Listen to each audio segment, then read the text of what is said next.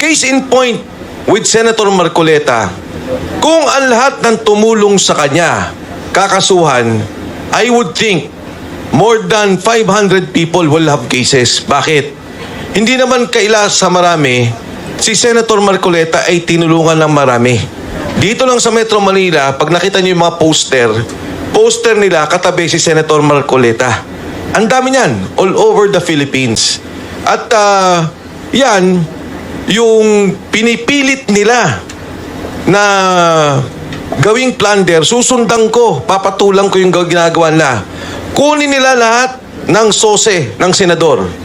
From former Senator Vicente Soto, Tito Soto, kala Senator Ping, Senator Risa, lahat ng nag-donate, pagdugtong-dugtungin nila at i-file din nila.